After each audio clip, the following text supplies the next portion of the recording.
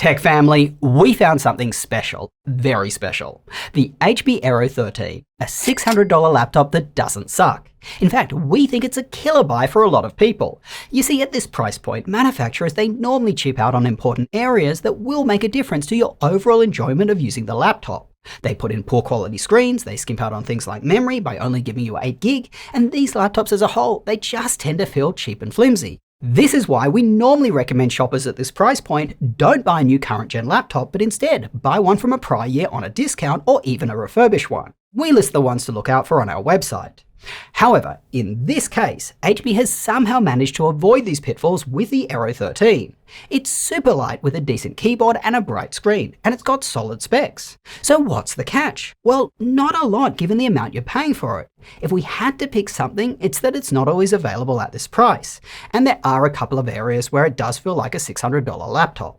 For example, the trackpad is definitely not the best. With that said, here's Sierra to walk you through the details of what you need to know if you're shopping for a great laptop but are on a tighter budget. Let's talk about the display. There is a lower resolution and higher resolution option available on the website when customizing your laptop. The cheapest display is 1920 by 1200, and the upgrade brings you to 2560 by 1600 for $60 more. We have the nicer screen here, and we think for the price it is well worth it. It increases your PPI, or pixels per inch, from a reasonable 170 to an enjoyable 227. This makes content like text look very sharp on screen. But please note, we found that more pixels result in poorer battery life, so that may be a reason to get the cheaper display. We'll talk more on this in the battery life section. Otherwise, the same specs are listed on both 13.3-inch IPS display options. They are 60Hz matte panels that are not reflective and do not support touch. We measured our unit to have a brightness of nearly 500 nits, which is more than the 400 HP promises. This is great and will make the laptop very easy to see in most environments.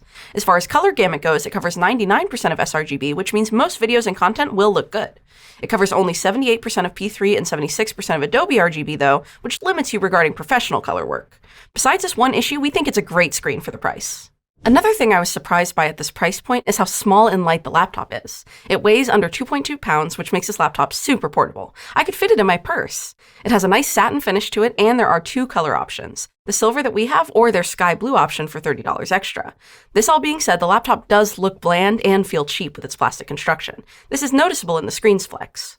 Now, when opening the laptop, it does take 2 hands because of how light it is. You have to hold the bottom of it against the desk. Then when you push the screen past 90 degrees, the keyboard deck lifts up off the desk, which puts your wrists in a slightly higher position. It also stops moving backwards around what appears to be 135 degrees, but we didn't have a protractor lying around to measure that. I found it to be comfortable to use and have minimal deck flex in both its 90-degree and expanded positions. It was also plenty sturdy to be used on my lap when Josh and I were working on the script. The strength of its keyboard deck also helped provide an enjoyable typing experience. Its keyboard felt responsive and even a little clicky, but it is on the louder side. It didn't even feel low travel for a laptop keyboard, which is something most of them struggle with. I did notice the keys were raised a bit more than I usually see on similarly sized devices, so that's probably helping with the nice typing feel. The keycaps are darker than the color of the chassis and have a white backlight, which makes them incredibly easy to read. The trackpad, on the other hand, is nothing to write home about. It's mechanical, and it doesn't have the smoothest finish for scrolling and dragging. Your finger may get a little stuck when gliding across it from certain angles. It is also a bit loud, so if you require a quiet one, this is not ideal. But this didn't bother me, as I find myself mostly using tap to click, unless I need to right-click something. I actually found out you can right-click with 2-finger tap while I was using this laptop. For the speakers, I found them to be clear and the sound pleasant enough. The main thing to note is that they aren't the loudest. That being said, for a laptop at this price point, we've heard a lot worse.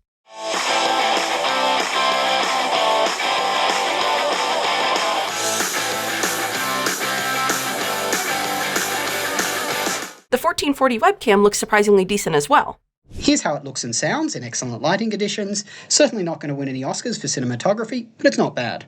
Let's talk connectivity. The default Wi-Fi card is a Realtek Wi-Fi 6 one, but you can pay $10 to upgrade it up front to a MediaTek Wi-Fi 6E card instead if you prefer that. For ports, starting on the left, there is a headphone mic combo jack and a USB-A 5 gigabit port. On the right, there is another USB-A port with 10 gigabit support, an HDMI 2.1 port, and 2 USB-C ports that support 10 gigabit charging and display. When it comes to stretching your dollar, being able to upgrade parts of your laptop is great. I've done this on my own laptop at home. For self-servicing on the Aero, there are only 4 screws on the back, which means upgrading this laptop's Wi-Fi card or base 512GB SSD would be a relatively simple process. But you can also pay $90 for a terabyte SSD when you first buy it, if you know you'll need more storage and upgrading yourself sounds daunting. Luckily, it comes with 16 gigs of RAM, so even though it's soldered, that should be plenty for most folks. We really appreciate that they didn't cheap out and only give you 8 gigs in their base model, like the MacBooks and many other laptops at this price point do. Can I just add how absolutely insane it is that Apple is still selling laptops with 8 gig of memory for $1,800? What the? I know, right? At its base price, which is the unit we have, the Aero comes with a last-gen Zen 4 Ryzen 5 U-series CPU that has 6 cores. You can upgrade it to a Ryzen 7 8840U or HS processor, which gives you an additional 2 cores, more cache, and faster clock speeds. In Geekbench, which tests a variety of common performance tasks, our configuration of this laptop is a pretty mediocre performer among its peers. But keep in mind this laptop is one of the cheapest of the bunch. If you configured it with a faster processor, we'd expect it to perform similarly to the ZenBook 14 that we are showing you. Anyway, our unit is neck and neck with the MacBook Air from 2020. Better than it in multi-core and worse in single-core. Single-core is most likely what leads to applications or tasks feeling snappy. Multi-core is more useful for demanding applications. Moving on to Cinebench, which tests the processor when it's maxed out, our Aero continues to perform poorly in single-core, but does now perform significantly better than the MacBook Air with M1 in multi-core. The MacBook Air does not have fans to cool its processor, so this isn't a surprise in a long-running test like this. What is a surprise is that it ties with MSI's more expensive Prestige 13 AI Evo. Look, in all honesty, this Ryzen 5 configuration of the Aero doesn't perform great, but we think it's reasonable for the price you're paying. One benefit of this lower performance is that it doesn't draw a lot of power, so you don't experience as much heat and fan noise as you might on similarly sized machines that perform better. In high-performance tasks like Cinebench, it is only rivaled by the MacBook Air with M1 in staying cool, and as we showed you, this one outperforms that. When I was actually using the laptop while writing the script for this video and doing research, I never heard fan noise or felt it get particularly warm. So, does this lower power draw also help us out with battery life? Well, not really. And that's because it's a very small laptop and only has a small 43 watt-hour battery. This might be one of the places they decided to target when they minimized its weight. Unfortunately, the Aero is unlikely to hold enough charge for a full day on battery, in our opinion. A half day, though, it'd probably do just fine if you want to catch up on emails out of your favorite coffee shop. If you're a coder or someone looking to run performance tasks on battery, it beats out quite a few of its competitors, but its performance is much lower than those ones. Either way, we'd recommend keeping a charger with you. If its included one is too big for you, we'd recommend getting the tiny 65-watt Nexode Pro from one of our partners, Ugreen, using the link below. So, when wrapping things up today, I think it's important to remember what else is even available in this price range, both when it's on sale and when it isn't.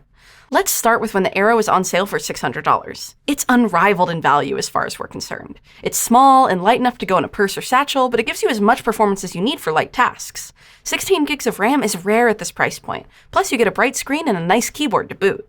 If you customize it with the nicer screen, you're only paying $660 and getting an even better laptop for that price. The only other laptop we see on sale for that we'd even recommend is the M1 MacBook Air. With that one, you only get 8 gigs of RAM, and it's half a pound heavier. Now, when its sale price is between $700 to $800, it's comparable to the $799 AMD ZenBook specs-wise. The ZenBook wins in terms of its more premium build, larger OLED display, better trackpad, longer battery life, and that its default processor is more powerful. The Aero wins in terms of having a higher resolution display option at a more affordable price, it is significantly lighter, and has a more comfortable keyboard. If you are only doing light tasks at this price point, you can also get a MacBook Air 13 M2 on sale. For that kind of user, we would recommend that laptop over both of these. If the Aero costs more than $900, there are better options available. Some of the more premium-feeling Snapdragon laptops start around this price. For example, the Surface Laptop 13 offers a lot nicer screen, a haptic trackpad, and better performance. You're also starting to get into frequent sale territory here for laptops we like a lot better than this one, like the MacBook Air with M3, or the IdeaPad 5 Pro if you want higher performance and dedicated graphics. Overall, the Aero 13 is the best laptop we've seen for around $600. Great laptop for casual users looking for something nice and light to carry with them, or even programmers who are shopping on a tighter budget. Make sure to check out our website for the cheapest deals on all of the laptops we recommend. We have recently added a price tracker to help you look at historic pricing and keep up with sales. Thanks for watching this review. Please make sure to like, subscribe, and share this video as it makes our dearest parents very proud. Until next time, go do something awesome with your day, and we will catch you later.